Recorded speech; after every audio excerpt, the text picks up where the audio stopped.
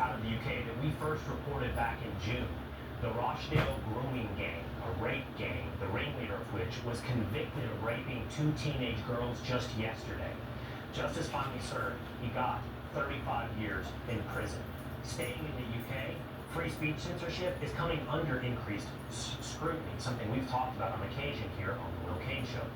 But recently, a street preacher received a warning for sharing his faith, and another man was told he couldn't fly an English flag in his own country. I spoke with Douglas Murray earlier today on Will Cain Country, and he says the excuse being used by British authorities is they don't want to cause unrest on the streets of England.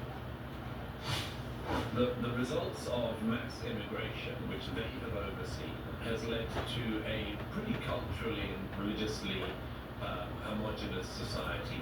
We have this diversity religion, which means that all of the world's problems come in because all of the world's people have come in. And so the authorities think instead of sorting out their immigration and integration system, they should go for anyone who is, as it were, disturbing the peace of that arrangement.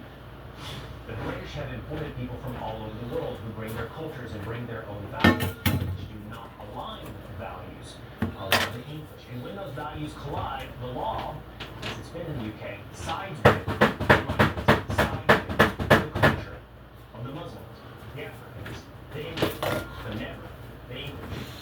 Here's a great example. This horrific attack today against Jewish people in the UK. All new this hour, police identified the suspect as 35-year-old Jihad al-Shami, being described as a British citizen of Syria. Be very curious. At what point did he migrate, or his family migrate, to England? He allegedly rammed his car into a crowd in Manchester before going on a stabbing spree at a local synagogue, killing 2 people, while seriously injuring 4 others. That came as worshippers were observing Yom Kippur, the holiest day in the Jewish calendar. Police there declaring the assault, obviously, a terrorist attack. Yeah, the story we received that should concern Americans who were Christians in Nigeria. We told you about this yesterday. It's a story that the media continues to report, but it could come and become a global crisis. Move.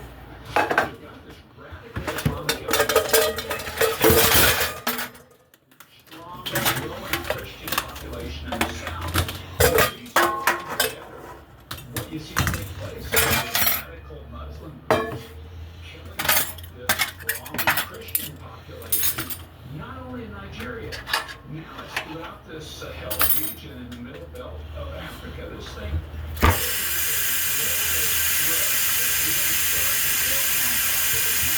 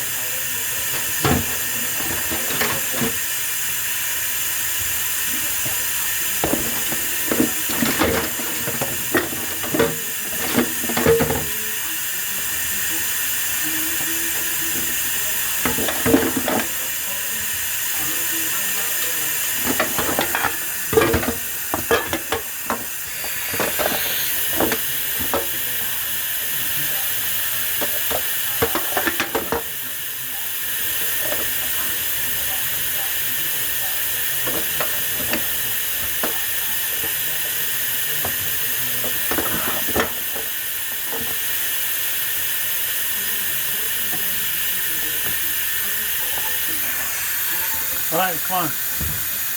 Go. Go, go, go. Hey! Back! Jump! Jump!